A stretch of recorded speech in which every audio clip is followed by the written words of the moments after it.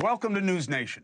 Arguably the president's most ambitious power move so far is what he signed today, in my estimation. An executive order directing Education Secretary Linda McMahon of WWE fame to start dismantling the Department of Education. She's already cut half of the department's staff and dismantling an entire department. Now, what does dismantle mean? If it means slim down, he may get away with it. If it means get rid of, everybody knows he needs an act of Congress. Okay, so why is he signing the order today? Now, I don't believe it's because he thinks this is going to happen, which I keep telling you guys, to not focus on what he says, but what actually happens. And I know that's dangerous when you're dealing with the most powerful man in the world, but it's still the best advice. So here's his explanation for this.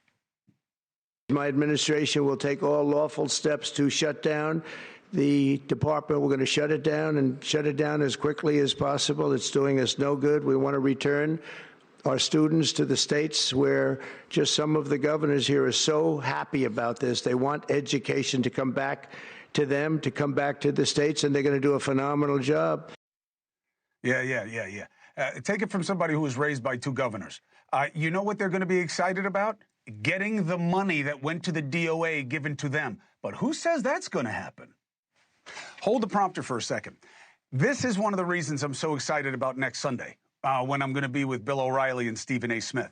This is exactly the kind of conversation where I'm going to be able to relay things to the people who come see us to the Three Americans show in Westbury, Long Island, that I don't really discuss so much on NewsNation because I don't want them to own what I have to say. But I can tell you about what is happening here and why it's happening, and Bill O'Reilly will be driven crazy by that, and Stephen A. Smith will kind of be the balancing act of how the reasonable man meets these two really extreme ideas that you'll be presented with. So that's why we're doing the show. And this issue is perfect for it, because it is rife with mis- and disinformation, for real, okay? Not just what somebody says out of convenience, and I'll take you through it. Two questions. Wasn't the Department of Education created because of the problems that the many states were having as a huge cry from them for help? Why? Lack of standards, lack of resources. Second, why would Trump pretend he can do this unilaterally instead of, because I know what you're going to say, well, this is how he's doing it. He's strong, he's going in the art of the deal, muscular, and then they're going to have to do something now because he's challenging them. He's not challenging them. They know he can't do this. So why isn't he doing what is hard? This is easy. Do the work of leadership and get Congress to change the agency. You say, no, that's not enough. That's what he's doing anyway, as I'll explain in a moment. It's not going to be gone. I'll explain in a moment. I'm telling you, he told you that he's saying two things at once. I'm getting rid of it. Oh, I'm not going to get rid of it. And I'll prove it to you in a moment, because I have my own analysis of the answers, but they don't matter right now. What does is not a question, but a matter of fact. The premise that the Department of Education is putting bad ideas into schools, because that's why you want to get rid of it, right? It's not just about the money, because you know where it is in our budget list, right? It's not a priority, which is sad in some ways. But you think that the Department of Education tells people, make all the kids trans.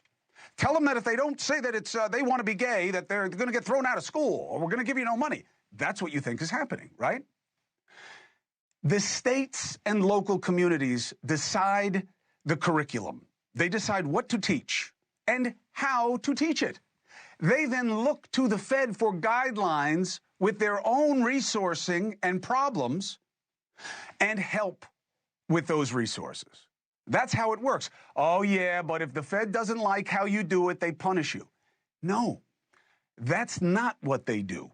Here are the facts of what the Department of Education does, okay?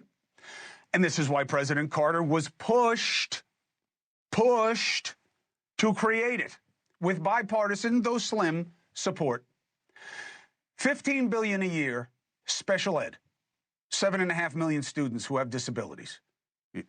So you think the states are going to make up that money? Hold on, this is just the beginning. $18 billion to poor school districts, including paying for teachers' salaries. Otherwise, they can't get teachers there. 26 million kids from low-income backgrounds under Title I. Pell Grants, you know what those are if you've ever had to figure out how to get to college, 7 million kids. the $1.6 trillion federal student loan portfolio. So who thinks any of these categories will be met if you leave it to the states? Who thinks their state has the money to handle all that? Hint, there are a lot of poor states. Almost all of them are red. And if you look at a bucket of them that you will think, and you look at their lawmakers and they are all in favor of getting rid of this because they want to pay fealty to Trump, 20% of the education budget, Alaska, Arkansas, Mississippi, Kentucky, DOE. Where's that money going to come from? All the programs in the DOE either didn't exist or were scattered across different agencies. It was communities. It was the largest teachers union that came from all over the country demanding help from the Fed. A single agency, not having to deal with all these different buckets. That's why Carter promised it on the campaign trail, and he got the endorsement from the largest teachers union in the country because of this. You don't think teachers know when their state sucks and it's about resources and guidance? So the question is, are we better off without it? I'm telling you, if you think that, oh, well, all that trans, all those scary culture things that I was made to be very worried about will be gone, you're wrong, because that's just politics. And that'll play on the federal level the same way. Now, I'll give you a great argument. When were our reading scores and math scores better? Before the DOE or after? The answer is before. So, has it mattered? Now, here's why I just gave you misinformation, okay? It's accurate. So it's not misinformation. It's disinformation. Why? Because that's not the right metric. What do you mean? Math and reading. How's that not the right F? Of course it is. It's not what the DOE does. That's what the states do. The DOE doesn't get measured by that. It's not an engine for excellence. It's to help those that are too expensive for the states to help themselves. That's the truth. That's why the White House is saying, we're dismantling the DOE. Okay? You've heard it. You just saw it, right? But student loans? And Pell Grants? And Title I, that's money for the poor? And the IDEA? That's for the kids with special needs. All that'll still be there.